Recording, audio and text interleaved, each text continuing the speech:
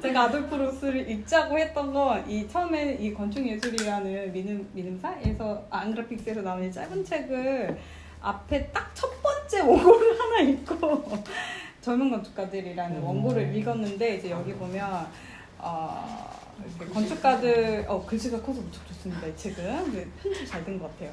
그래가지고 이 건축가들로 하여금 이렇게 정신 차려 너네 설계한 사람들이 이렇게 약간 그런 건축가들의 그 어떤 그 정신 교육을 딱 한 방에 딱 시켜주더라고요. 그래서 이게 아돌프 로스의 글이 좋다는 얘기를 많이 들었지만 읽은 지 너무 오래돼서 기억도 안 나고 그리고 요즘 젊은 건축가들도 로스 이야기 많이 하는 것 같아요. 여전히 지금 현재에도 끊임없이 소환되고 있는 어떤 그 고전 같은 사람.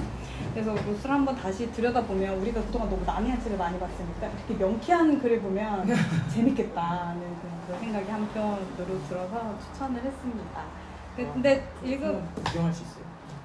비슷해요. 그러니까 원고 아돌프 로스가 쓴 원고 중에 뭘 어떤 식으로 편집해서 넣느냐에 따라 책의 구성이 조금 달라진 것 같고 저는 학부 때 건축사 시간에 로스를 배울 때 그 옷잘 입는 법, 뭐 그 피복 이론이나 클래딩 이론이나 그 장식에 대한 로스가 가지고 있었던 태도가 너무 멋있다고 생각했고 작품에 많이 남기지 않았지만 겉은 무덤덤한 얼굴 근데 안으로 들어가면 풍요한 사람의 인간다움이 느껴지는 공간 이런 거 있잖아요. 그래서 라운플란으로 만들어진 밀러주택이랑 몇 개 주택에 대한 이렇게 두꺼운 도면집이 학교에 있었어요. 몇십만 원짜리. 그래서 이제 그거 한 장 한 장 넘겨보면서 1920년, 10년 이럴 때 어떻게 이런 거 설계하고 만들었을까 되게 신기했었거든요. 그리고 로스라는 사람 참 멋있다. 건축가로서 되게 존경할 만한 어떤 훌륭한 인물이다. 그리고 그때 이제 인용했던 어떤 여러 말들, 이 장식과 범죄라는 제목 하나만으로도 엄청난 이 사람이 얘기하고자 하는 바의 어떤 그 뉘앙스가 확 오잖아요. 이렇게 세게 말하네. 그러면서 이렇게 이해를 좀 더 하고 싶었고 그래서 사실 이번 책을 읽으면서 이 장식과 범죄 이 미누사 버전을 제가 안 샀어요. 근데 그냥 안 사도 상관없을 것 같다는 생각을 하긴 했어요. 그러니까 이걸 안 사고 제일 건축만 읽었는데 그냥 소호건축에서 나왔던 이 책을 그냥 그래서 겹치는 게 분명히 많을 것이다. 그래서 이제 쟤는 왜 이렇게 많지?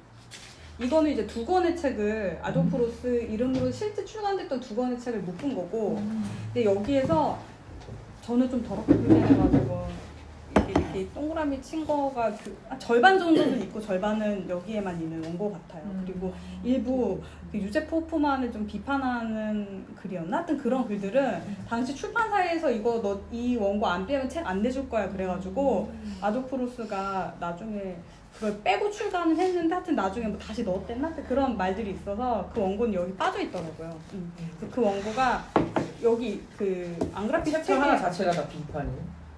그러니까 짧은 글 하나가 진짜 제가 안 읽어서 모르겠어요. 이렇게 그만 빼라고 하는 얘기만 있었어요. 하보다 이분이 약간 깐죽거리는 약간 야 홀리는 것 같은데 놀리기 이런 것 같은데 비꼬기 약간 재능이 있는 그래서 저는 그냥 오늘 제가 얘기할 수 있는 건 장식과 범죄란 몇 개 이제 주요한 텍스트를 읽고 왔고 그래서 그거 각 텍스트마다 나와 있는 그 장식에 대한 이 사람의 태도 시대적 그 상황 안에서 그 예술가의 위치로서 건축가를 어떤 식으로 상정하려고 했는가 그게 이제 이 시대적인 역학 안에서 어떤 위치 지음이 있어야 했던 건가 뭐 이런 게 좀 궁금해서 사실은 박이석 교수님 책이나 빈 비트겐슈타인 세계말의 풍경 이 책을 같이 보면 좋다고 이 소호건축의 저자가 옹기니가 얘기해줘서 옹기니의 글을 읽다가 그럼 이걸 읽어봐야겠는데 하고 이제 이 책을 더 들여다보게 되었던 것이지. 그래서 박이석 교수님 책에서는 근데 같은 얘기예요. 체제시온의 탄생, 구스타프 클림트가 이제 쏘아올린 빈 분리파의 탄생, 체제시온의 탄생, 그리고 그 탄생에 힘입어서 그게 이제 건축계에 영향을 주고 그 대표적인 인물이 이제 로스였는데 저는 학교 수업 시간에 중간고사를 볼 때 그 문제가 나왔어요. 너무 그 문제가 재밌어서 기억나지 않는데 체제시온은 왜 실패했는가에 대한 서술하시오 이게 나와요. 그 테드시온이 왜 실패했냐? 그 요제프 호프만이 만든 그 비분리파 상징적인 테드시온 그 건물 있잖아요. 이렇게 해서 위에 이렇게 메시지 적혀 있는 거. 사회를 위하여 예술을, 예술을 위하여 자유를 이라는 멘트로 저는 배웠어요. 당시 번역본이 없어서 그 배영민 교수님한테 배울 때. 근데 이제 그게 결국 예술가로서 사회를 위해 복무한 예술을 하겠다고 선전포고하고 했는데 당시 이제 대량 생산되거나 복제되는 어떤 그 양식에 이제 거스르기 위한 분리파들의 어떤 움직임이 있었잖아요, 공예적인. 근데 이제 그걸 하다 보니까 그 사회를 위해서 예술을 했는데 예술가들은 자유를 또 원하는 거예요. 내 작품이 싼마이로 취급받으면 안 되고 이게 그거에 대한 가치가 들어가야 되고 하니까 결국 얘들이 자유를 위해서는 사회에서 벗어나야 되고 사회 이 시스템에서 이 어떤 이 논리 안에서 벗어나야 하고 근데 얘네가 말하고 있는 그 구호 자체가 가지고 있는 어떤 그 모순? 그래서 얘네들은 결국 실패할 수밖에 없었다. 이 체제시온이 나중에 독일 분리파로 이렇게 조금 영향을 주긴 했지만 이들의 운동이 한시적인 어떤 주어진 조건 자체가 가지고 있는 한계 때문에 이 모순 때문에 실패할 수밖에 없었다라고 하는 그 문구가 되게 인상적이었거든요. 그래서 와 너무 재미있는 수업이었어. 그리고 그 문제가 그 20년이 지난 지금도 머릿속에 생각나는데 그 내용이 여기 다 있는 거야. 이 책이. 이 책이 뭔가요? 제목을 읽어주세요. 빈 비트겐슈타인 그 세계말의 풍경. 그래서 제가 그거를 체크를 해봤어요. 이런 좀 배경 지식을 알고 읽었으면 더 재밌게 읽었을 것 같아요. 어디였지? 분명히 있는데.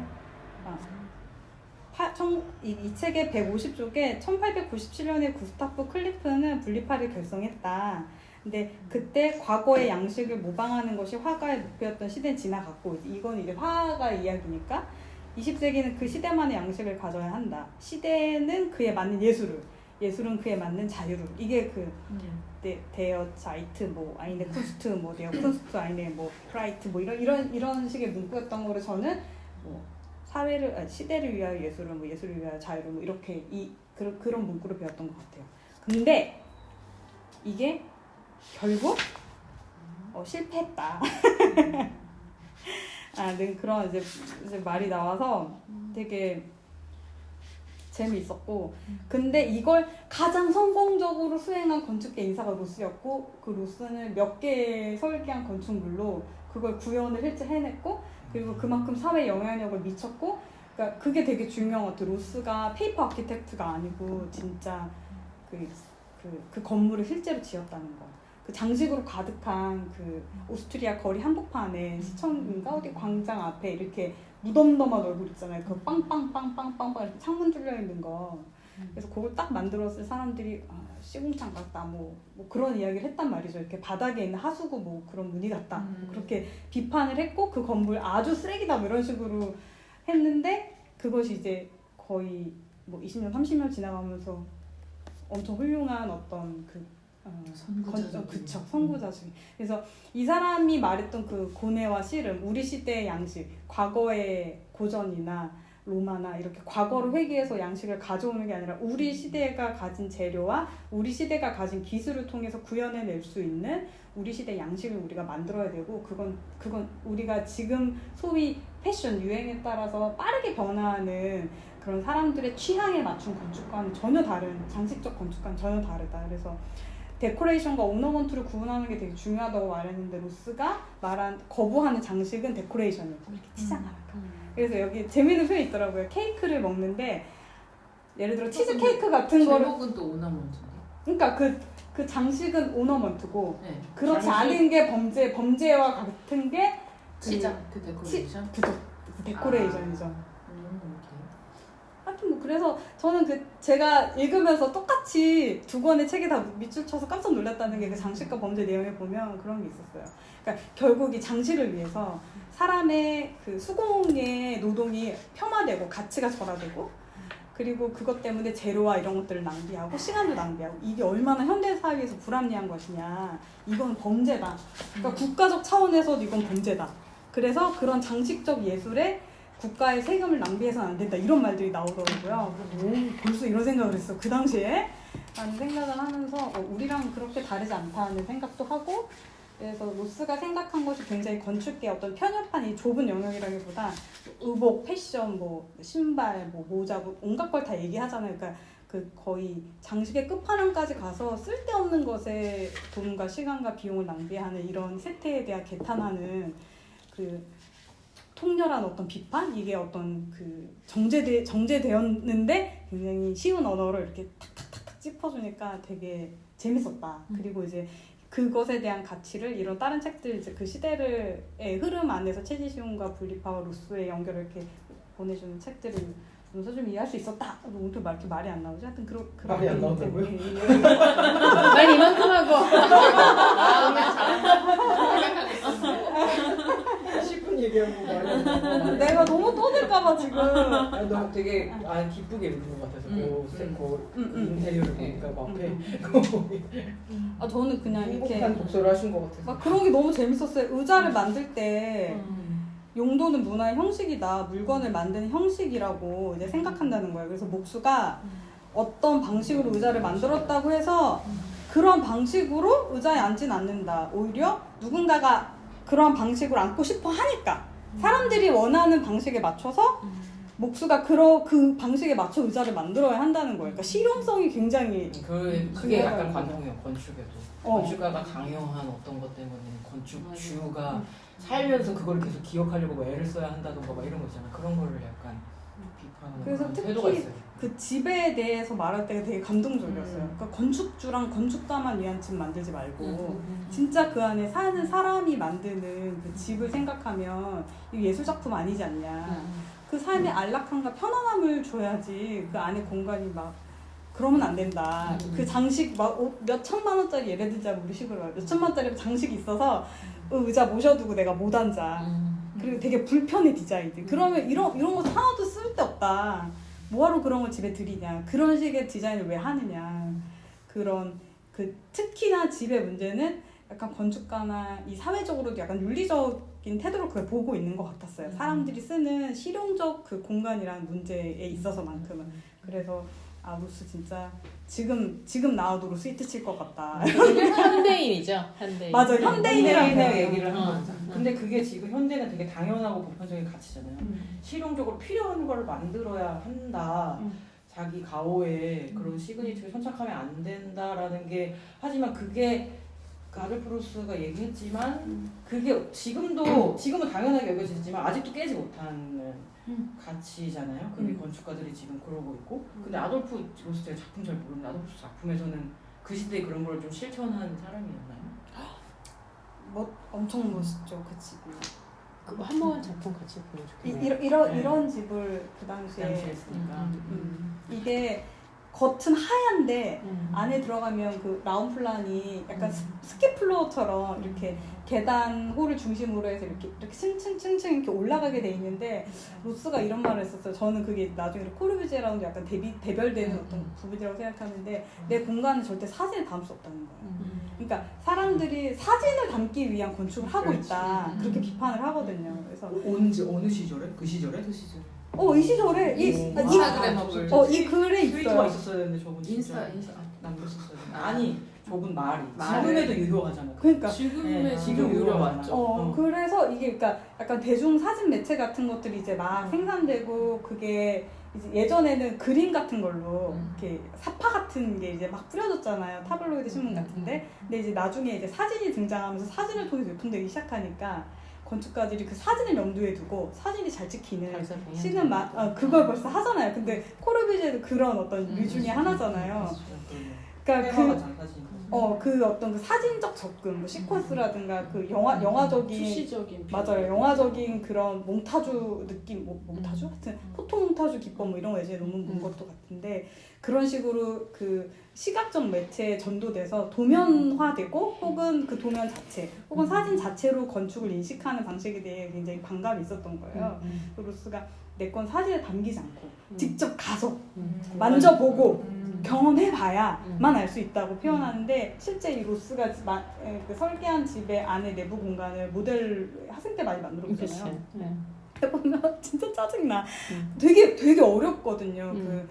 그 층고를 맞춰가지고 그 섹션이랑 플랜을 가지고 이렇게 하다 보면 내가 안 맞지? 하면서 이렇게 해보게 되는데 굉장히 섬세하게 이렇게 조율된 아기자기한 그런 공간이 이렇게 스키플로처럼 해서 올라가요. 근데 겉으로 볼 땐 그런 공간이 있을 거라고 전혀 상상도 안 되고 내부 인테리어는 목재 같은 게 막 노출되어 있고 그래서 굉장히 마치 우리가 알바알토 건물 좋아하듯이 그런 따스함이 있거든요.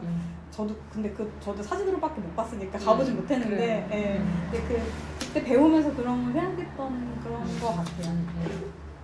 근데 제가 보기에는 그런 게 아니고 그 공간적인 거 그것도 뭐 오케이. 그때 장식이었고 이제 현대적인 그런 건데 저는 약간 이런 거 보면서 그거 되게 많이 생각했거든요.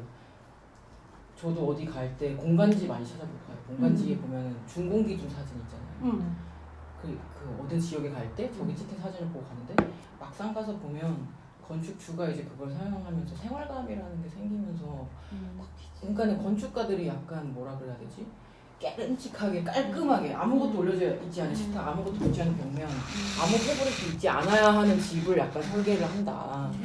약간 그런 거를 생각을 했는데 그런 거를 미리 실천하기는 힘들겠다. 예를 들면은 공간지에서 부산에 조보건축에서 하는 무슨 카페 있어요. 뭐 이렇게 잘록잘록하게 된 무슨 EL 무슨 레벨로 된 거.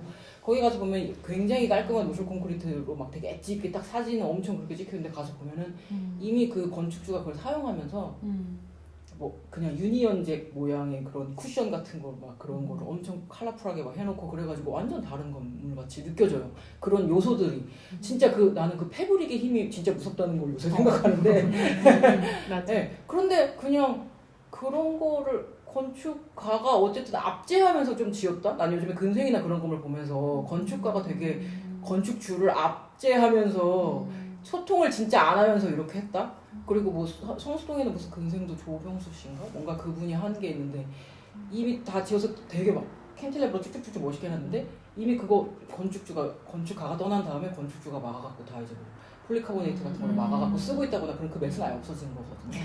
그리고 그 시호제 시차도 까맣게 엄청 멋있게 건물 유의화했잖아요. 그렇게 했는데 가서 보면 그 지금 파라솔이 다 깔려가지고 마당에 그렇게 해가지고 근데 그게 이상한 건가? 약간 그러니까 분명 건축주가 보면 엄청 깨름직해 할 거고 나는 저번에 무슨 건축가들의 인터뷰를 보면서 자기가 지은 근생 건물이 있어. 근데 지었는데 거기에 이렇게 간판이 붙어 있고 자기가 이렇게 되게 미니멀한 난간을 했는데 되게 살이 넓은 거야. 근데 그걸 이제 건축주가 이제 위험하니까 바꿨어. 약간 그게 장미동굴 같은 약간 그런 걸 했어. 건축가가 이제 그 사진을 설명하면서 내가 설계한 거 아니라고 하고 다닌다. 약간 이렇게 하니까 다들 까르르 웃는 거야.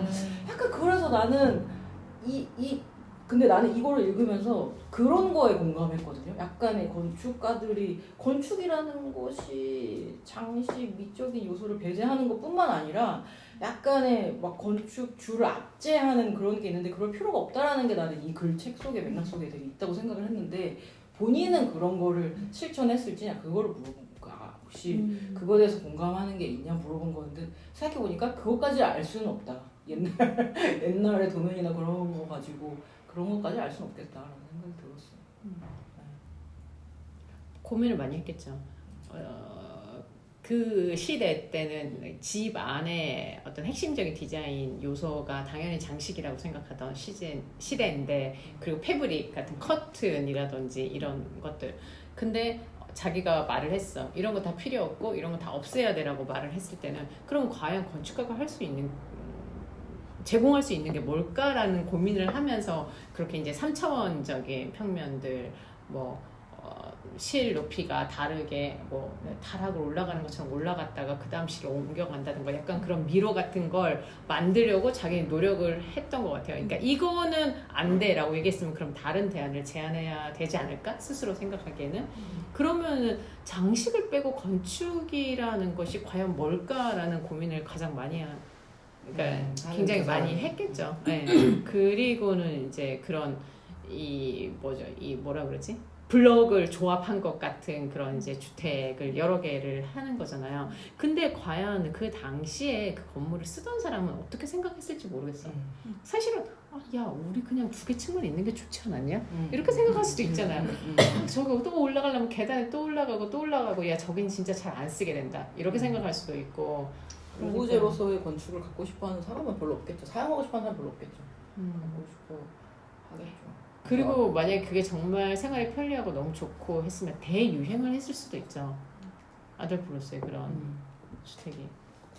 제가 정확히는 모르겠는데 여튼 주택 프로젝트가 완공된 게 몇 개 없는데 밀러 원투인가 같은 몰랑 같은 이렇게 올라가서 막 붙어 있고 M으로 시작하는 비슷한 주택들이 몇 개 있었고 대체로는 다 실현이 다 되진 않았던 것 같아요. 이런 거 우리가 많이 본 거잖아요. 그래서 사실 저는 이걸 볼 때 처음에 학교에서 수업 시간에 이걸 보여주면서 뭐 이거 장식적인데? 이렇게 느꼈어요. 아니 이미지로 지금 보면 아예 장식 없는 그러니까 여기 앞에 화단이 있잖아요. 이 거리에 다 화단이 있는데 이 건물을 처음 지었을 땐 이게 없었대요.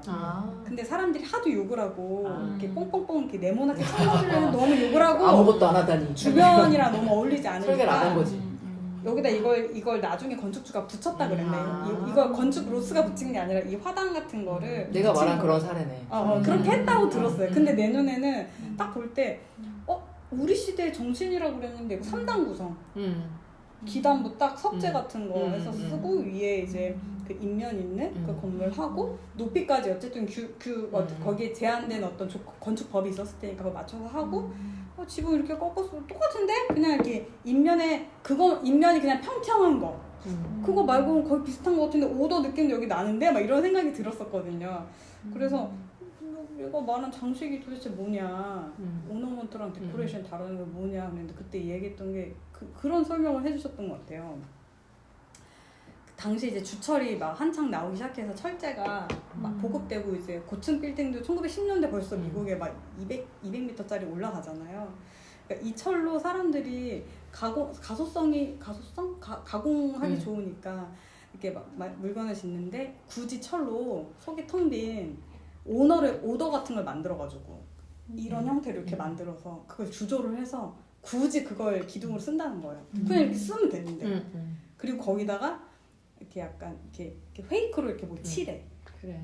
그래서 그 재료의 어떤 진실성을 가리고 자기가 가지고 있는 재료의 특성을 가리고 마치 오더인 것 마냥. 근데 이렇게 만들기 편하니까 그걸로 만드는 게 어렵진 않은 거고요. 그래서 그런 게 장식이다라고 이제 들어서 그냥 배웠던 것 같아요. 그리고 마치 쓸데없는 장식에 사람들이 과하게 이제 돈을 쓰고 했던 게 여기서 말하는 패션이죠. 패션.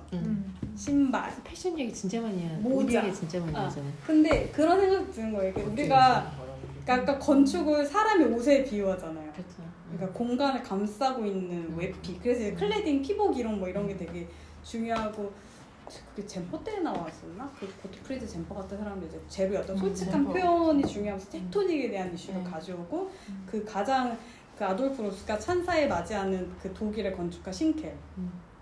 싱켈의 건축이 고정 건축과 왜 다른가 막 이런 걸 그때 배웠었거든요. 그래서 결국 이게 이렇게 텍토닉의 이슈랑 같이 가게 되는데 재료의 솔직한 표현. 재료가 가지고 있는 물성을 드러내는 거예요. 근데 철이 다른 것을 위장하고 혹은 나무가 다른 것을 위장하고 그러니까 위장한 건축, 그건 장식적 건축 이렇게 이제 배웠던 것 같아요. 근데 이제 지금 생각해 보면 지금은 이 많은 재료들을 다 무엇이든 다 할 수 있는 지금의 시대가 돼서 이 재료의 솔직한 표현이랑은 또 좀 다른 논의가 되겠다. 그래서 미로 4호가 주제가 콘크리트와 나무잖아요. 기대하고 있거든요. OMA 아니야? OMA 나왔어요. 그 다음 게도 나와? 네. 4호까지 주제가 이제 3호가 아니었어요? 3호가 OMA. 그래서 그거가 너무 그러니까 결국 제가 제로 수준으로 갔을 때는 아마 무슨 얘기가 할지 약간 그려지는 거죠. 테토닉에 대한 이슈 분명히 얘기할 거고 그러니까 물성의 물질 자체를 그냥 그러니까 건축화시키는 그런 건축 있잖아요. 그냥 전시장에 돌 갖다 놓듯이 그냥 돌이 기둥이 되고 뭐 이런 건축 하잖아요 요즘. 그러니까 그런 얘기 분명히 할 것이다. 물성에 대한 얘기 분명히 할 것이다 라고 하는데 항상 그 앞에 가면 로스가 이제 언급이 되는 거 그 우리 현대의 정신에 재료가 그 재료의 속성을 가지고 그걸 드러내야 하고 위장해서 안 되는 바르게 옷 입는 게 그런 의미인 것 같아요. 그러니까 돈이 없는 졸부가 음. 사치스럽게 귀족의 옷을 입는다고 해서 귀족이 되지 않는 거잖아요. 안과 밖이 다른 거니까. 그렇게 하는 건 돈 낭비, 시간 낭비, 재료 낭비. 그러니까 우리로 하여금 너네가 가난하고 돈이 없으면 그냥 그렇게 사는 게 잘못된 게 아니야. 그리고 그걸 나쁘거나 이 시대의 것이 어떤 양식이나 취향에서 뒤떨어졌다고 평가한 사람들이 잘못된 거야라고 로스가 말하잖아요. 그러니까 그런 부분이 저는 약간 되게 통쾌했거든요. 그걸 뭐 이렇게 소방미 혹은 이렇게 뭐 빈자리미약 같은 걸 위장하는 건 또 아니겠지만 하여튼 그런 측면에서 로스는 항상 이렇게 우리에게 참조점이 될 것이다. 그런 생각을 좀 했던 것 같아요. 근데 또 건축가가 설계할 때 재료의 솔직함이나 테크닉의 문제를 생각하면 좀 다른 이슈가 될 것 같긴 해. 구멍에 거 누가 깠으면 좋겠다. 저 나무와 철에다가. 주마하고 까는 사람 이미 너무 많아. 너무 많아. 철에다가 나무 진짜 오지게 붙이잖아요. 되게 장식적이라고 얘기하는 사람도 있죠. 아예 이제는 그냥 프리캐스트 콘크리트 쓰면서 거기다 그냥 뭐 나무 붙이고. 필름지. 우리 보고 왔잖아. 그거 아 필름지 떴다 이러면서. 그냥 벗겨져가지고. 아무 그것도 남지 않았다 진짜. 진짜로. 나는 그게 나무인 줄 알았다. 우리 사진 보고. 굉장히 굵은 보가 막 싹싹 지나가는 이제 무게감이 있어야 에이스 호텔. 그런데 맞아. 에이스 아사쿠사 호텔. 에이스 호텔. 그 리모델링한 거였는데. 그 부분에 이제 밖에 비가 들이쳐가지고 끝에 약간 살짝 왜 색도 끝 바라는. 부분 싹 갈라진 거죠. 그러면 이게 이제 뭐냐 종이 박스가 되는 거잖아. 이게 그 어떤 기둥이 아니고 종이 박스인 거잖아요. 어떻게? 막 3, 4년밖에 안 됐다는데 이거 어떻게? 우리가 걱정. 이제 그런 거를 소비하니까요. 어차피 이제 구멍에 보니까 나무 이미지를 이제 소비하는 거니까. 그쵸. 상관이 이런 인테리어. 본인이 상관이 없어지면 괜찮은 거고 그걸 생각해봐야지. 그러니까 저는 사실 이번 오사카에 박람회에 가서 보고 싶었던 건 나무가 어디까지 솔직할 수 있고 나무가 어디까지 위장할 수 있나 그냥 이런 게 궁금했어요. 그러니까 왜냐면 그걸 구멍에 꽂으면 깠으면 좋겠어. 그러니까 그 소우지모토가 한 것도 그 글루램으로 뭐 엄청 거대하게 이렇게 링 이렇게 만든 거 있잖아요. 그러니까 개념적으로 친환경이다. 개념적으로 그 목재를 뭐랄까 이렇게 자원이 다시 재활용 리사이클되는 것까지 고려한 어떤 그런 거로 얘기했는데 실제 일본 건축계 안에서도 그렇지 않다. 비판이 많고 결국 그 나무를 일본 안에서 수급 다 못해가지고 캐나다산인가 어디서 가져왔다 그랬거든요. 글루램을. 그럼 그게 뭐 가져오면 탄소 그거 어떡할 거야? 운송하는 그거 캐나다에서부터 올 거면 어떡할 거야? 막 그러니까 이게 말이 안 되는 거다. 사실 그 친환경 건축이나 그 탄소 발자국 같은 거 전과적 영향 평가인가 이런 거 보면 우리가 모르는 그 안에 들어가야 할 많은 요소들이 굉장히 제한적으로만 그 평가 안에 이제 드러나게 돼서 실제는 훨씬 많은 탄소를 배출하는데 그냥 무늬만 친환경인 거 너무 많은 거예요. 그래서 그냥 어차피 그 콘크리트나 나무에 대한 이런 주제도 이슈가 될 것 같고 그리고 나 스스로도 그 재료를 사용하는 부분에 대한 걸 이제 눈으로 확인해 보고 싶다. 그리고 제가 시계로 반칙을 만드니까 이 사람은 제가 알기로는 진정성 있게 만드는데 그럼 어떤 차이가 있나 이런 것도 좀 이렇게 보고 싶었던 거죠. 왜 진정성 있어요? 뭐 얼만큼 뽑아오면 얼만큼 심어요? 뭐 왜 진정성? 그게 아니고 본인이 목구조로 만든 거는 다 목구조예요. 진짜로 이만한 나무로 만들어. 그리고 여기다 그 결구 방식 같은 거 이렇게 체결하는 거 있잖아요. 그 디테일을 푸는 거를 보면 뭐 나사박지 않고 끼워서 만들고 뭐 진짜 이렇게. 근데 이제 조인트를 최초에는 금속 조인트를 쓰다가 금속 조인트가 가급적 목재로 대체될 수 있는 방법도 고안하다가 이제 이게 효율적으로 쓰기 위한 방식으로 조인트가 이제 저는 진화되는데 어떻게 생각하냐고 물어봤더니 그건 진화가 아니라 그냥 다양화되는 거다라는 식으로 자기는 진화라고 생각해 본 적이 없다. 더 편하거나 혹은 더 적합한 방식으로 만들기 더 수월한 방식으로 이걸 이렇게 만드는 거라고 얘기하더라고요. 그래서 그 스와치 본사 같은 건물이나 이런 거 보면 그 헤슬리 햄릿이 시게로바니 프리츠커 상을 받을 때 굉장히 주요한 프로젝트 중에 하나였는데 매치 pom피도 이렇게 한 거랑 그 이렇게 퍼져나가는 기둥을 만들어서 실현한 게 딱 도시즘이었는데 2차원 곡면을 만드는 거랑 3차원 곡면을 만드는 거랑 목재 가공 방법이 다르고 그거에 따라서 소요되는 조인트의 방식이 다르대요. 근데 이제 그거를 처음에 3차원으로 해서 그 캐나다 회사랑 어디랑 풀었는데 스위스 회사랑 풀었는데 안 되겠어서 2차원으로 또 풀고 3차원 공면을 2차원적으로 해서 풀고 2차원을 또 어떻게 해서 조인트를 또 풀고 뭐 이걸 계속 자기가 계속 발전을 시키는 거예요. 진짜 목재로 하기 위해서. 그리고 뭐 예를 들어 목구조 건축을 하고 싶은데 일본의 그 내화 규정이 갑자기 강하게 변화되면서 목구조가 노출된 부분에 그렇게 쓸 수 없게 됐다. 그럼 그때 이 내가 여기 어떻게 대응할 거냐. 그래서 콘크리트 아시 건물에다가 거푸집을 CLT를 붙여봐요. 그러면 이 CLT가 그 내화 그 어느 정도 이렇게 하게 되면 인테리어에서 노출을 할 수 있으니까. 그래서 일체화시키고 그래서 일체화시킨 거로 해서 공기도 단축하고 왜냐면 그게 양생 시간 없이 그냥 바로 안 떼도 되니까 그냥 그대로 붙이면 되니까 그런 어떤 새로운 걸 계속 도전을 하더라고요. 그래서 아 이 사람 되게 진정성이 있구나. 재료를 다루는 부분에 있어서만큼은.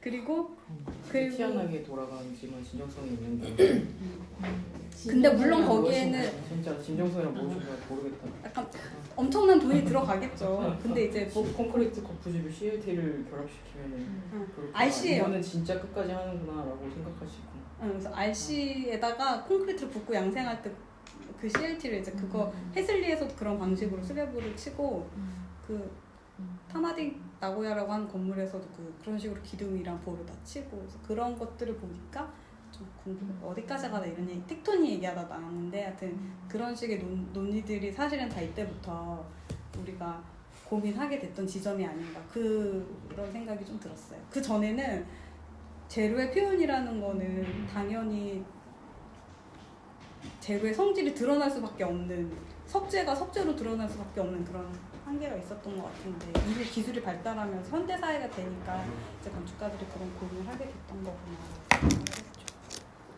그냥 거의 재밌게 읽었는데 어쨌든 제가 지금까지 보는 현대 건축의 기본 전제 그런 재료의 물성에 대한 그 고지고대로의 표현이라든지 아니면은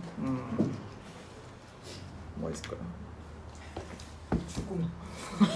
생각한 거 내놔. 쉬죠. 건축사 시험에 도움될 내용은 없겠죠. 저도 그런 부분까지는 네, 못 찾은 것 같고 그리고 그 장식을 위해 불필요하게 소모되는 그 시간, 그 노동에 대한 관념. 그러니까 이게 저도 이 건축 생산 영상 이런 거 좀 더 엮어서 봤으면 좋았을 것 같은데 그 약간 그 불시잡이라고 하잖아요. 그 책은 안 읽었는데 가짜 노동? 예, 걔는 어쨌든 뭔가 일을 진행시키기 위한 일로서의 뭔가 의사결정 과정이나 뭐 그러니까 좀 그런 것 쪽으로 제가 알고 있긴 한데 특히 건축에서도 오히려 현대에 들어서는 되게 뭔가 값싼 그런 모조품들이 오히려 되게 저가 시장을 점하고 있고 오히려 되게 모던하고 좀 재료 물성을 살린 그런 단순하고 심플한 그런 가구들이 오히려 더 비싼 그런 게 있잖아요. 디자이너 가구들. 그래서 그 오히려 이 시대의 관점으로 봤을 때는 뭔가 오히려 장식된 게 더 많은 시간을 들였더니 당연히 더 비싼 거고 뭐 그게 더 쓸데없는 짓이지만 어쨌든 그게 더 비싼 거다. 왜 굳이 그런 짓을 하냐라고 여기서 꼬집고 있는데 근데 오히려 이게 현대에 반대가 있는 것 같다. 그래서 이 그것에 대한 가치가 반대로 모던한 게 더 올라가고 장식된 게 더 떨어져가지고 지금 이 약간 가치 전복 현상이 일어난 그런 게 조금 아이러니컬하다. 아니면 오히려 이렇게 정상화가 된 건지도 모르겠지만 그래서 모르겠어요. 오히려 이게 수공예적인 그런 시장에 대한 점유는 오히려 그런 아까 디자이너 가구가 되게 된 거고 그리고 값싼 공산품이 더 자본 그러니까 산업화에 따른 물품으로서 이게 등장하게 된 건지도 모르겠는데 어쨌든 그 지점은 한번 생각해봐야 될 것 같다. 근데 막 옛날 가구들 그런 것들 보면 그냥 이게 굳이 몰딩 들어가 있고 붙어 있는 그런 것들 있잖아요. 아파트도 그냥 몰딩한 게 더 싸니까 여기 일부러 더 붙어 있고 뭐 그런 것들을 이제 이분은 이제 어떻게 평가를 하실까 이 시대에 들어서 그런 것도 좀 궁금했고 저는 그냥 계속 헷갈리는 게 그래서 자꾸 자아를 드러내는 예술가로서의 건축가 역할을 아예 그건 부정하는 건지 네, 또 예술은 시대 정신을 드러내야 한다 이러면서 어쨌든 건축가의 예술가로서의 역할도 있고 그 시대 정신을 드러내는 뭔가 그 사회 개혁가로서 역할도 있고 뭔가 이제 여러 가지를 계속 부여하시는 것 같긴 한데 어쨌든 그게 어떤 실용성에 구애받지 않는 예술가로서의 그 예술을 말하는 게 아닌 건가 이분은? 건축가가 예술가긴 한데 무슨 예술인 거지? 그러면은 그런 게 조금 헷갈려가지고 그것도 한번 얘기를 해보고 싶었고 그리고 이제 뭔가 이제 좀 옛날 책이다 보니까 그런 인종차별이나 그 성차별적인 부분들도 네. 이 당시로서는 이게 그냥 통용되는 상식선이고 사실 크게 인종차별적이지 않았을 것 같기는 한데 다른 감수성이 뛰어난 사람이었는데 그때 나름 이 시대에 그 선구안을 가지신 분이었을 텐데 그래서 오히려 그런 감수성 진화 그들 중에서도 나름 깨는 부분이 느껴지긴 했어요. 뭔가 여자들은 그 자유로운 활동을 위해 오히려 하류층 여성은 오히려 바지를 입고 다닌다. 자신의 그 직업의 선택과 뭐 활동의 자유를 위해서 그런 게 현대적이다 이런 식으로 오히려 되게 당시로서 좀 혁신적인가? 뭐 그런 생각들을 보여주시기도 했는데 아무튼 여성의 장식은 남성의 관능을 뭐 이끌기 위해서 존재하는 것이다. 그런 거로 장식은 나쁘다.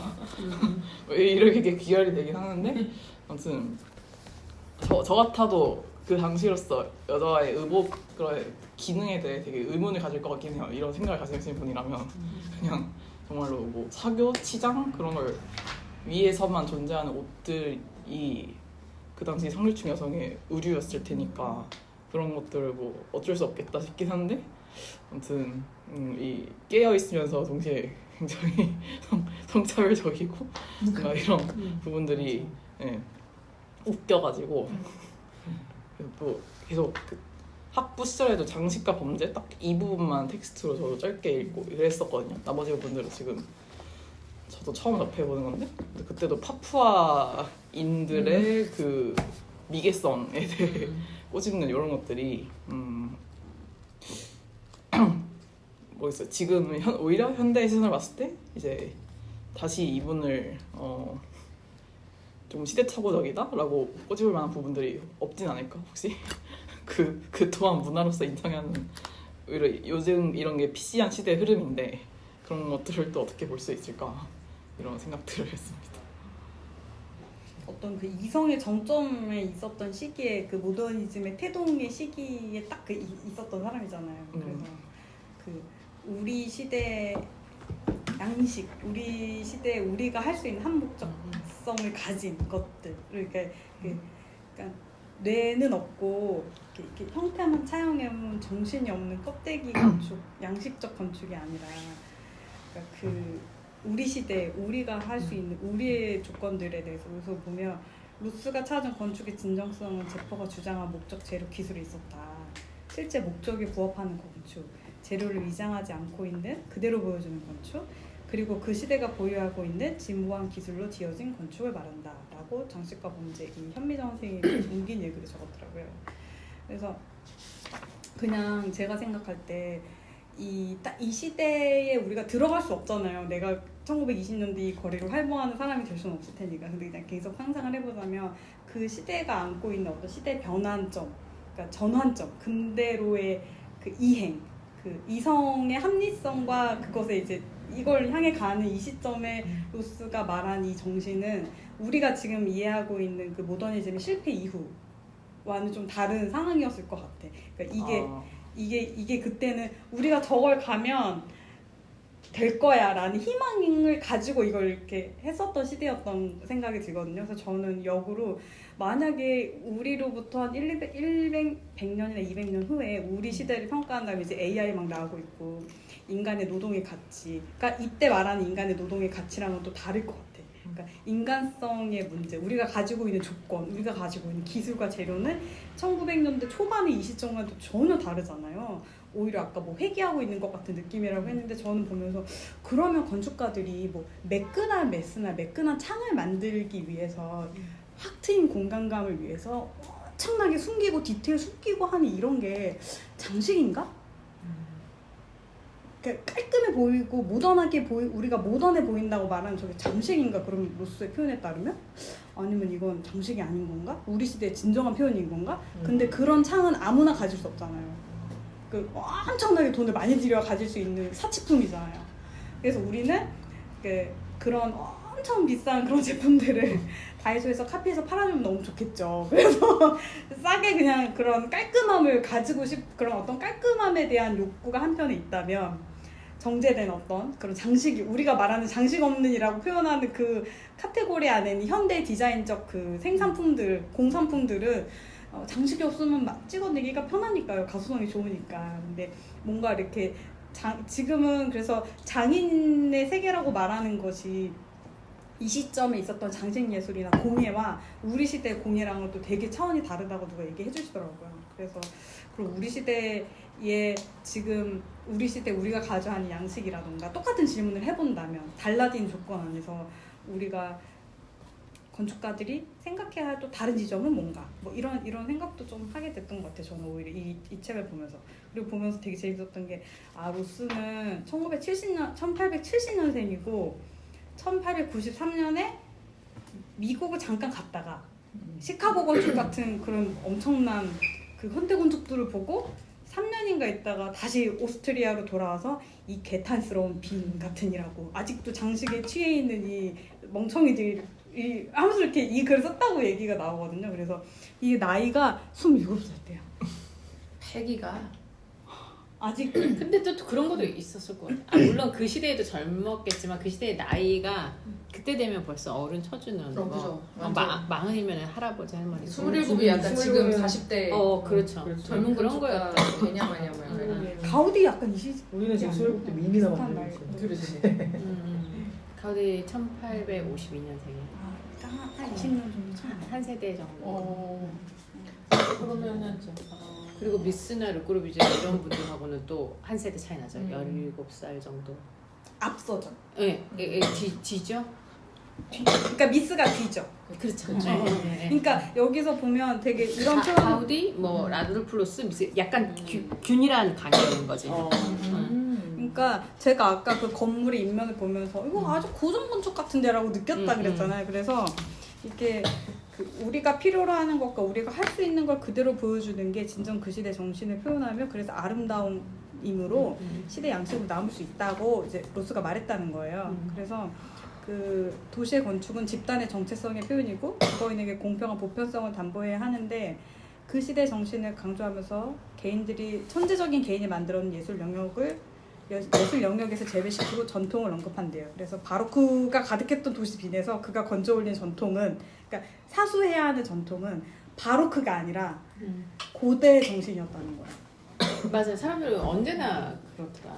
그러니까 이렇게 참조점으로 인간적인 삶 뭐 이런 거 얘기하면 맨날 고대 그리스 로마 계속 돌아가. 그러니까 로스의 건물이 뭐 맵피에서 나타나는 그렇게 새롭지 않았던 것 같은 그 있잖아요. 이거 고전 건축의 3단 구성인데라고 느꼈던 그 지점은 아마도 이제 이게 일부는 이쪽에 가 있고 일부는 현대에 와 있고 이게 이렇게 섞여 있는 그 로스의 건축의 어떤 모습을 말해주는 게 아닌가 그런 생각이 들더라고요. 자기 시대를 완전히 벗어나기는 또 어렵지 않을까. 그래도 그 정도로 진보했다는 건 그렇죠. 정말 그 시절 치고는 대단한. 엄청난 거죠. 여기 그 자기가 아까 그 경찰한테 그 제지당하고 나는 내가 건축 시위 생각났어. 내가 예술을 했구나 뭐 이런 거 얘기할 때 되게 그 당시에 이렇게 뭔가 제지당하고 내 뜻을 펼치는 것이 어떤 의미였을까 보면 그것으로서 되게 나는 예술가다. 얘네한테 그런 얘네 정신승리 아닙니까? 그러니까 그래서 야 이거 멋진데? 뭐 이런 약간 자존감. 근데 요즘에도 건축가들이 약간 이게 너무 우리가 배운 대로 생각한 대로 철학한 대로 안 되니까 정신승리만 잠깐 남았어. 다들 그냥 그럴 수밖에 없는 시대 아닌가 뭐 이런 생각도 들어요. 그거에 네, 배운 대로 세상이 돌아가지 않으니까 그래서 약간- 정신승리라도 해야지. 그래서 어느 시점에 보면 이게 약간 뭐 이렇게까지 이렇게 깐죽거려 약간 이럴 수 있는데 약간 깐죽거리는 거 있잖아. 누구 놀리고 막 잘하는 사람 놀리고 막 그런 거 있는데 그냥 이 문화도 모르는 빈신들 약간 이런 기지효가 있잖아요 여기에. 약간 그런 게 조금 지금 그냥 픽 약간 이렇다. 지금 필요한 정신이다. 그런 생각을 들었어요.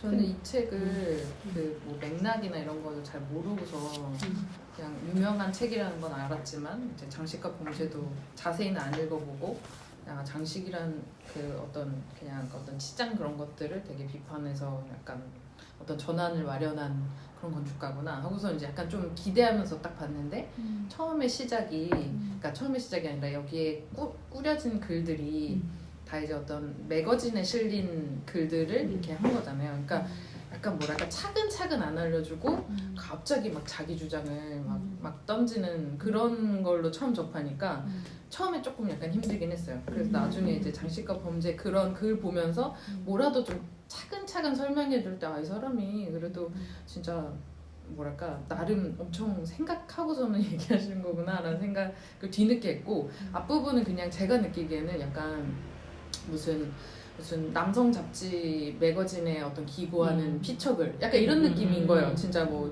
이 매거진의 위상이나 이런 건 어떤 거였는지 모르겠지만 그래서 그냥 자기 하고 싶은 내피셜 같이 막 야씨 이거 구리고 막 저거 구르고 야 이거 막 이따위로 되는 거 세상이 미쳤고 약간 이런 느낌으로 하니까 건축계에 되게 중요한 인물이 너무 글을 막 비꼬는데 너무 가벼워. 어떤 그 비꼬고 싶은 어떤 대상을 너무 섬세하게 묘사하고 있는 게 좀 치졸한 느낌이 있었고 약간 그런 사람이었을 것 같아 원래. 왜 저래 약간 알았다고 약간 이런 느낌이 조금 있었어요. 그래가지고 원래 그런 사람이었을 것 너도 잘 읽대.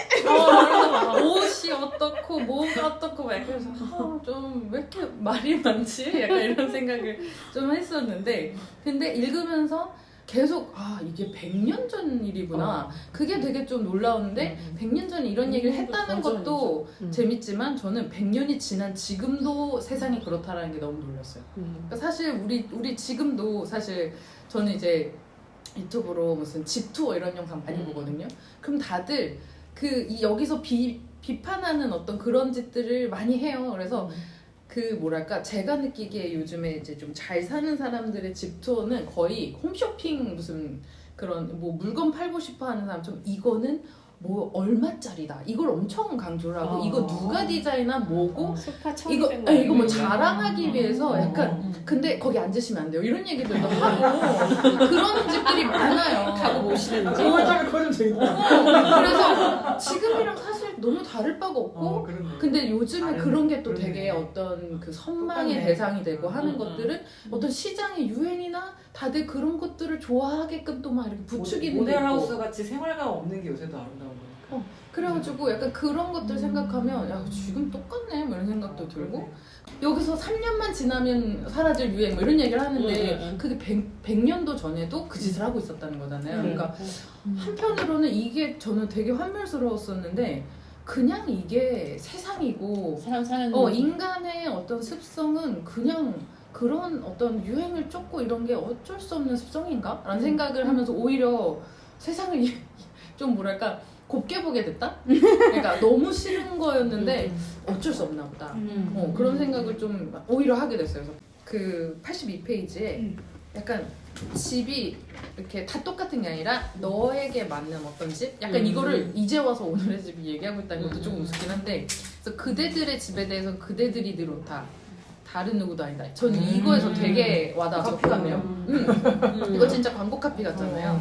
그래서 이런 생각을 저는 늘 하고 있었는데 여기서 딱 얘기하길래 이 아저씨 말은 통하는데 말이 많다. 약간 이런 생각을 좀 했어요. 관심이 좀 있으니까 찾는다. 네, 그래서 맞는 말인데 왜 트위터에서 맞는 말 하는데 그 굳이 싸움 이렇게 막 시비 거는 사람들 있잖아요. 그래가지고 약간 어그로 끄는 그래서 약간 그런 느낌을 좀 받았고 근데 또 한 문장 한 문장 되게 이런 어떤 선언적인 말을 하는 건 좀 멋있다라고 생각을 했던 게 103페이지에 중간에 보면 그게 우리 시대의 위대함을 만드는 거야. 좋네요. 새로운 장식을 만들어낼 능력이 없다는 게 우리 시대의 위대함이야. 우리는 장식을 극복했고 고심 끝에 장식을 없앨 결단을 내린 거야. 이런 말을 할 때는 진짜 멋있다. 제정신인 것 같고 막. 제정신. 그러니까 소신이 하지 않을 용기. 맞아. 사지 않을 용기. 이런 거 같은 거. 근데 전 그게 약간 무인양품 처음 만났을 때 그 느낌이었거든요. 그때 이제 브랜드나 뭐 디자인이나 이런 게 모든 게 과잉일 때 우리는 뭐 브랜드 이런 게 중요한 게 아니고 본질 뭐 이런 얘기하는데 너무 멋있었던 그런 느낌을 받아서 진짜 멋있었어요. 본질 세상. 진짜. 그 원고 제목이 뭐예요? 본질이 너무 많아. 페이지가 페이지가 달라서 이거는 장식과 범죄. 장식과 범죄. 장식과 범죄. 주변 이 근처에 재밌는 말 많이. 맞아요. 아니 장식과 범죄 너무 재밌어. 약간 회화의 옹알이. 나도 체크했어. 너무 웃겨. 근데 장식과 범죄증 갔을 때 이분이 이건 강의를 했던 거를 글로 냈대요. 그러니까 들깐죽거린 것 같아. 정제된 정제됐고 대중이 내 면전에서 그렇지. 듣지. 뚜간죽거릴 수 없지. 네, 그러니까 이 트위터리안이 트위터 사는 것과 실제 만나면 좀 다른 그런 건가? 그래서 약간 이 사람의 너무 다양한 면을 보게 된 것 같다는 생각이 들었었고 일단 109페이지에 보면 약간 그 어떤 물건을 실증을 내서 계속 바꾸게 하는 얘기가 나오거든요. 그래서 그 따옴표에 오스트리아 장식가 뭐 이런 얘기하면서 10년 뒤에 실증이 나는 가구를 가진 소비자, 따라서 매 10년마다 어쩔 수 없이 가구를 다시 장만할 수밖에 없는 소비자가 하나의 물품을 다 쓰고 난 뒤에야 새로 구입하는 사람보다 우리에게는 훨씬 낫다. 산업은 이를 필요로 한다. 이거 지금 모든 가전회사가 하고 있는 짓이잖아요. 그렇죠. 네. 가전회사뿐만이 아니라 모든 패션과 트렌드 중요한 회사. 그래서 트렌드가 필요한가 봐. 그니까. 그래서 그 트렌드 리서치 할 때 약간 환멸을 느꼈던 게 안 바꿔도 되는데 바꾸려고 이거를 하고 있다라는 거에서 약간 환멸을 느끼고 때려쳤었거든요. 근데 와 이게 100년 전에도 있었구나. 한멸과 때려침의 반복 아닙니까? 그러니까 제 인생이에요, 제 인생. 한멸. 한멸. 진짜 그거 뭐 그러고서 제가 갔던 데가 광고회사니까 또 한멸 이제 가는 거지. 트렌드. 야 이걸 위해 이 많은 사람들이 이런 중노동을 시달린다고? 와 한멸. 그러니까 세상을 참 너무 좁게 그냥 닥치는 대로 보니까 이해를 못하고 살았던 것 같은데 이제 이런 걸 보면서 아 인간 원래 이렇구나. 그래서 약간 그런 어떤 그 약간 멀리서 진짜 모든 걸 멀리서 봐야 되는데 제가 좀 너무 이렇게 가까이서 빠져서 보는 편이라 근데 멀리서 이렇게 멀리서 보고 시대적으로도 이제 좀 크게 보니까 이해되는 것들이 많이 달랐다.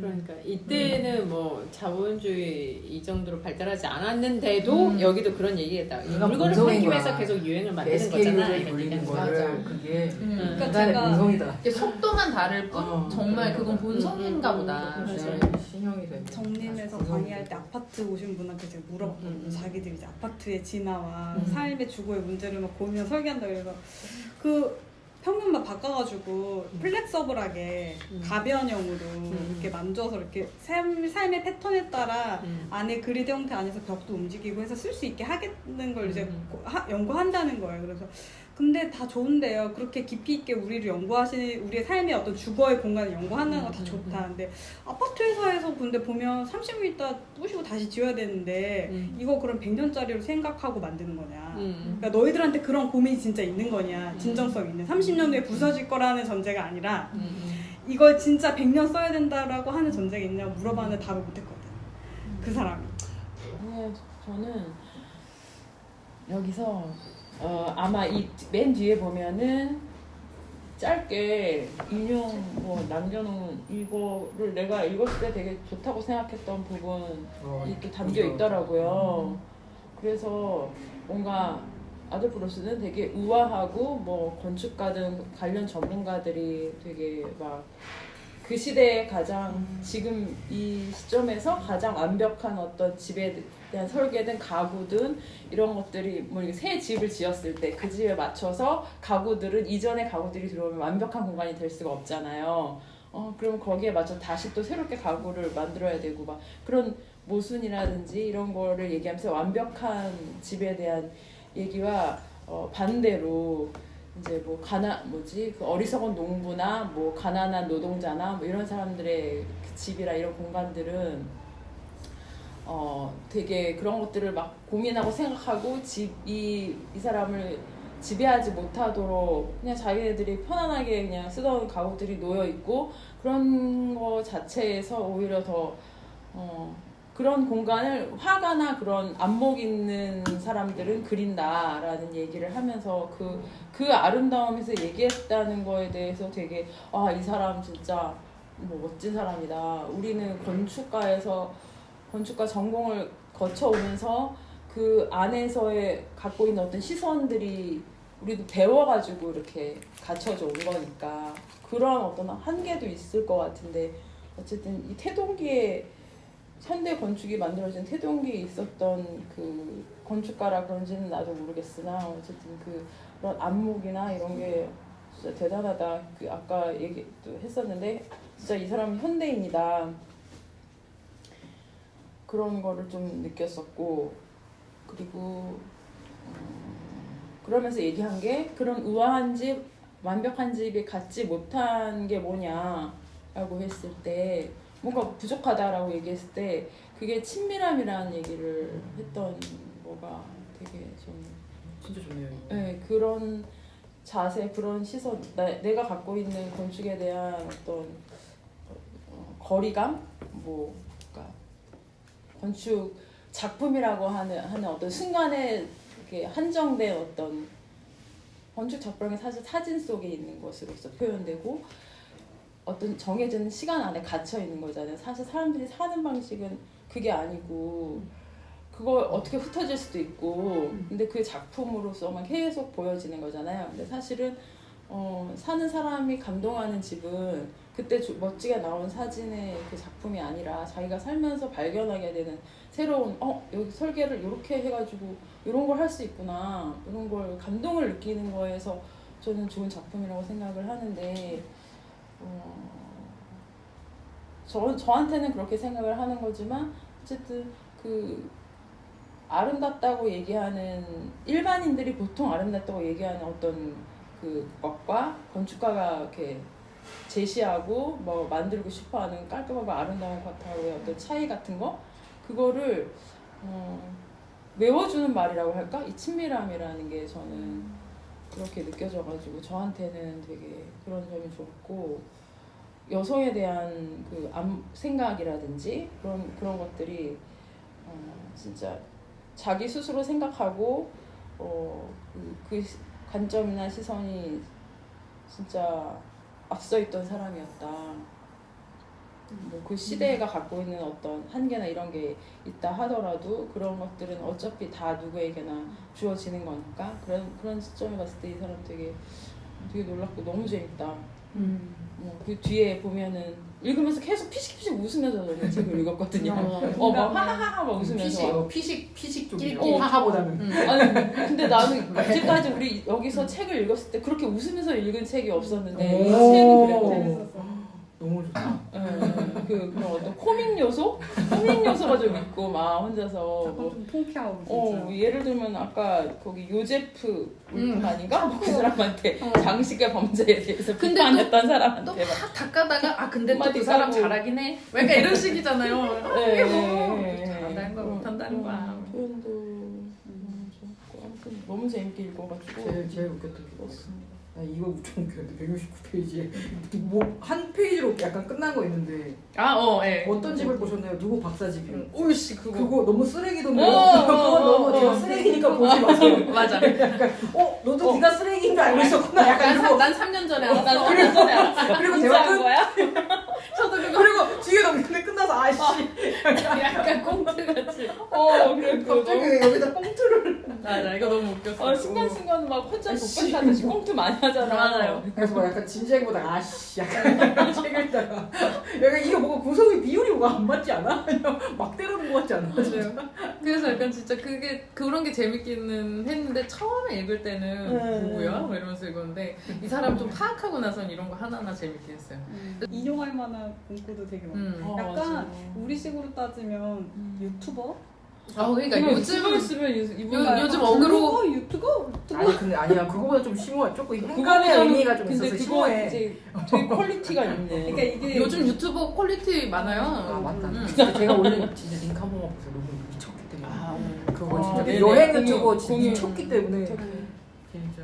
아니 그래서 이게 약간 대중과 소통하잖아요. 그러니까 이런 매체를 통해서 네. 그러니까 우리식으로 따지면 이현주는 아니야.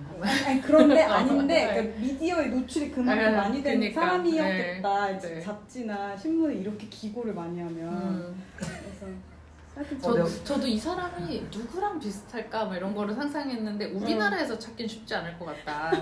절대 윌리엄 해줄도 몰라요? 아무도 몰라요? 혐오의 즐거움에 대한 그 친구. 몰라요.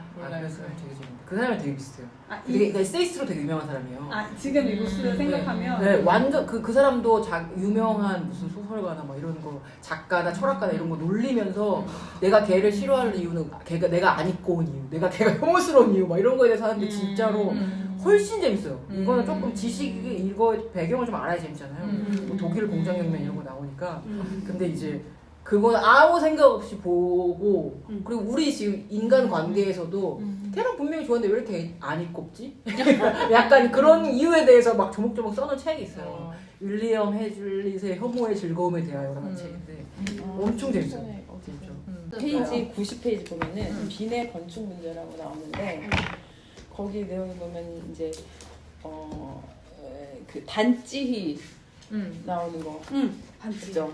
그 단지라는 곳이 지금은 폴란드의 그단스크라는 곳인데 그게 그다스크야. 그단스크라는 곳인데 이 사람이 얘기하길 빈의 건물들은 회벽칠로 덧칠돼 있고 단지는 되게 벽돌로 이렇게 막 잘 만들어져 있다 이런 얘기를 하는데 이제 제가 예전에 유럽 여행할 때 느꼈던 게 뭐냐면은 이태리 이런데 피렌체 이런데 가면은 막 르네상스 무슨 양식 그래가지고 돌들로 밑에 거친 돌들하고 그 위에는 또 이렇게 또 작은 하고 뭐 조각물들 막 붙어 있고 그래서 엄청 화려하게 양식들을 따라서 막 했잖아요. 그런데 이제 비엔나나 체코 이런 데를 가면은 건물들이 그게 벽돌이나 이런 돌에 그 패턴을 그려져 있어요. 맞다. 그래서 그거를 보면서 그 나라는 걔네도 되게 돈이 많고 막 이러니까 이제 그걸 다 돌로 살 수 있었지만 여기는 그렇게 할 수 없었나 보다. 좀 그랬나 보다. 그냥 그런 식으로 나는 봤었는데 이제 그 얘기를 하면서 로스는 차라리 벽돌 자체로 이렇게 어차피 이 건물도 벽돌을 만든 위에 회박칠을 해서 거기다가 만약에 돌의 그런 패턴처럼 르네상스 그 시대의 모습으로 만들었다 그려냈으니까 그거에 대해서는 이제 의미가 낮다는 거죠. 재료 자체의 물성 자체를 잘 드러내주고 그런 거에서도 아름답다라는 얘기를 했을 때 그 얘기가 좀 전 경험이 또 덧붙여지다 보니까 또 와닿았던 것 같아서 그것도 하나의 장식은 범죄이다라는 그런 거에 요소 겪어본 요소가 아닐까. 거기에 그단스크일 거라고 상상. 그러니까.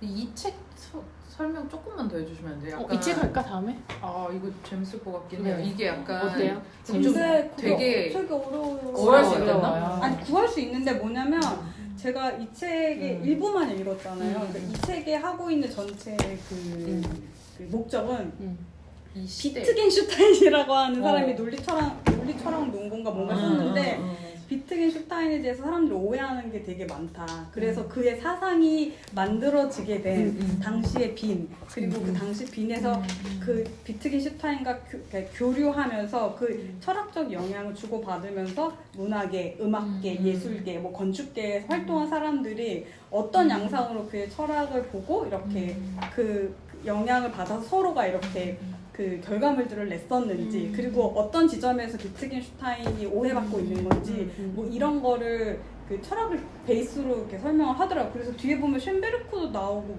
잘 모르겠어요. 그래서 딱 아돌프 로스 부분만 떼서 보면 저는 재밌었는데 뒤로 그러니까 클리프까지는 내가 알겠어. 근데 다 보기에는 나머지는 내가 좀 잘 모르겠다. 네. 그런 생각이 들어서.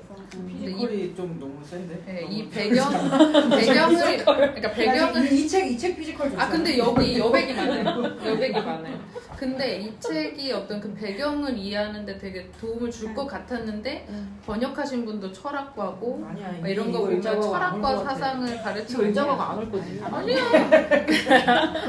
네, 근데 번역은 진짜 잘 됐다. 근데 우리가 철학책을 읽다가 이제 다 같이 안 나오고 이런 경우들이 있었으니까 그냥 개인적으로 나 그래서 알고 하던 말이야 나. 역사사가 더 힘들었지. 정해놓고 그 다음 주 안 나오기 이런 거 있잖아. 하고 나는 진짜 사직한 관심도 사람 안 없었는데 그때 나오게. 다 알고 꾸역꾸역 나와가지고 나는 모른다고.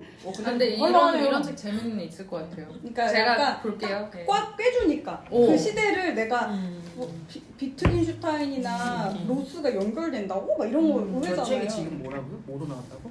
이 사람 제가 그 이름 앞에 바꿨다 검색하면 이름이 바로 바뀌었다고? 그 시절의 빈 뒷부분 아픔도 그 시절에. 개정이 돼서 제목도 약간. 근데 바뀌었고. 책을 예를 들면 뭐 옛날 책이라고 하기엔 고전 같은 책들을 하고 싶은데 다 절판이고 뭐 책 구하기 힘들고 진짜. 물론 도서관 가서 진짜. 빌리면 되는데 그것도 못 빌린 사람이 있을 연말에 거고 이렇게